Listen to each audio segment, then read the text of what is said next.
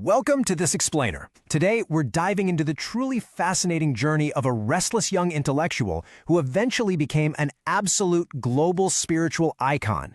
We're looking at the life of Swami Vivekananda. Now, this is the story of how one man essentially acted as a bridge between two completely different worlds, and in the process introduced the foundational concepts of yoga and Vedanta to the West. It's an incredible tale of profound personal transformation, rigorous intellectual pursuit, and an unwavering commitment to humanity. So let's get right into it. Okay, to really understand his impact, we have to look at how the American press described him back in 1893. They literally called him the cyclonic monk from India. Now just think about that for a second. Monks are usually associated with quiet contemplation, right? Yet here is a figure being described as a cyclone. This explosive description happened right after a single speech that completely changed the course of spiritual history and made him an overnight sensation across the United States. But how on earth did he get to that stage? Well, let's start at the beginning. Section 1. The Restless Intellect. To really grasp this restless intellect, we've got to look at his youth. Born Narendranath Datta in 1863 to an aristocratic Calcutta family in British India, this kid was not only highly intelligent, but incredibly mischievous. He had a prodigious memory. He was speed reading through some seriously dense material. On one hand, he's rigorously studying European rationalism, devouring philosophers like David Hume, Immanuel Kant, and even Charles Darwin's evolutionary theories. But on the other hand, he's deeply immersed in ancient Eastern mysticism, mastering Hindu scriptures like the Vedas and the Upanishads. He was literally holding two entirely different, competing worldviews in his mind at the exact same time. Now, as you can probably guess, this deep, contrasting education led him to a singular, burning question. He just wasn't satisfied with abstract philosophy. He wanted experiential truth. So he actually went around Calcutta demanding that prominent residents answer this incredibly intense question: have you come face to face with God? He challenged religious leaders, scholars, intellectuals, you name it. And the crazy thing is, not a single one of them could satisfy him with a direct, affirmative answer. Which brings us to part 2, meeting the master. So his intellectual quest hits a total brick wall. Studying alone just couldn't give him that direct experience he was craving. But here is where worlds beautifully collide.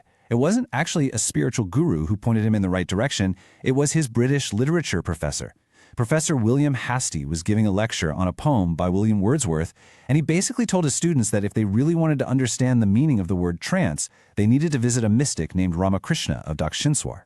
That one offhand comment in an English poetry class directed this young, highly skeptical student straight to his future guru.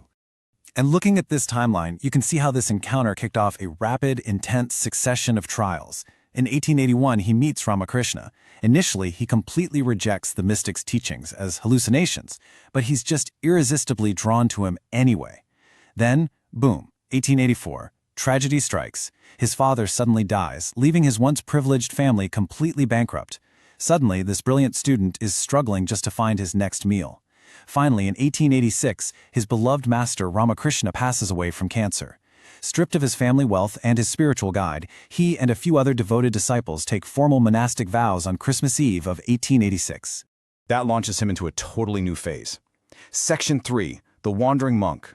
Leaving his old identity entirely behind, he travels the vast Indian subcontinent on foot. And when we say he left everything behind, we mean everything. Just look at this list of his sole possessions: a water pot, a staff, the Bhagavad Gita, and, somewhat ironically, a Christian text, The Imitation of Christ. That is it. Living exclusively on whatever alms people would generously give him, he wandered like this for 5 grueling years. During this time, he saw the brutal reality of India under colonial rule. He didn't just study poverty in a textbook, he lived it, gaining incredible first-hand knowledge of the harsh conditions endured by the Indian masses. Resolving that he absolutely had to do something to uplift his nation from all this suffering, he realized he needed resources and a global platform to make a real difference. So, right before setting sail for America, at the suggestion of a patron, he adopts a new name. He chooses Vivekananda. It's a perfect fit for his hero's journey so far, translating directly to the bliss of discerning wisdom. Armed with this new identity and a profound sense of purpose, he heads to the West. And that sets the stage for Section 4. Taking America by storm. This brings us to his monumental triumph, the exact moment that introduced Eastern spirituality to the Western mainstream and turned our wandering monk into a global phenomenon. The setting? September 1893. the Parliament of the World's Religions is opening in Chicago. It's a massive, unprecedented gathering meant to bring together all the religions of the world. Vivekananda arrives, but he hits a massive hurdle right away. He doesn't have official credentials from a recognized organization, so they won't let him speak. Luckily, a Harvard professor he'd recently met was so blown away by his intellect that he helped him secure a spot. The professor reportedly said that asking Vivekananda for credentials was like asking the sun to state its right to shine. Finally, he steps onto the stage to represent India and Hinduism. Now, at the time, all the other speakers were using these very stiff, highly formal conventions to address the crowd. But Vivekananda? He bypasses all of that. He simply bows and opens with just 5 words. Sisters and Brothers of America. He bypassed the formalities and spoke directly to the shared humanity of everyone in that room. And the response? It was absolutely electric. That simple, heartfelt greeting struck a massive chord with the enormous crowd of 7,000 attendees. In fact, the entire crowd of 7,000 people actually rose to their feet.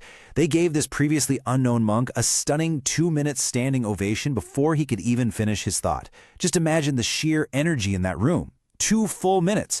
He hadn't even started his actual speech yet, but his authenticity and universal warmth had already won them over completely. When the crowd finally quieted down, he delivered a powerful, concise message. He quoted ancient texts to advocate for deep religious tolerance and universal acceptance, using this beautiful metaphor. Just as different streams, starting in different places, all find their way to mingle in the sea, all human paths, no matter how varied they appear, lead to the same ultimate truth. It was a unifying message that a rapidly modernizing, divided world desperately needed to hear. Now, moving to our final segment, Section 5, Bridging East and West. Now a full-blown global sensation, Vivekananda couldn't just go back to quietly wandering. He spent the next few years lecturing tirelessly across the United States and Europe, truly acting as a bridge between the two worlds. And what's crucial here is that he didn't just read archaic scriptures to Western audiences. He masterfully translated ancient, esoteric Hindu texts into highly accessible, practical steps that people could actually use. He introduced a structured model based on Raja Yoga, providing actual methods for people to realize the divine force within themselves. By publishing his highly influential book, Raja Yoga, in 1896 and setting up Vedanta societies in New York and California, he basically kick-started the modern yoga movement as we know it today. But there's a really important nuance to his underlying intention here. He made it explicitly clear that his goal was never religious conversion. He wasn't trying to make Americans into Hindus. Rather, he wanted to offer universal truths that would enhance anyone's existing spiritual journey. He famously said he wanted his teachings to help a Methodist be a better Methodist and a Presbyterian be a better Presbyterian.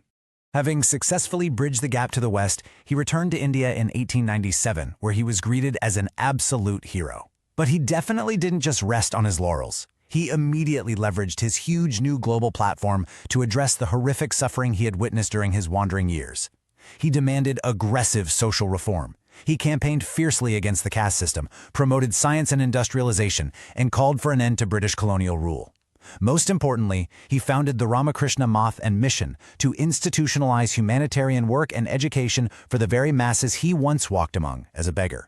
So as we wrap up this explainer on Swami Vivekananda, a man who flawlessly bridged 2 entirely different worlds by blending rational intellect with deep mysticism and Eastern philosophy with Western practicality, it leaves us with a final, absolutely vital question to ponder.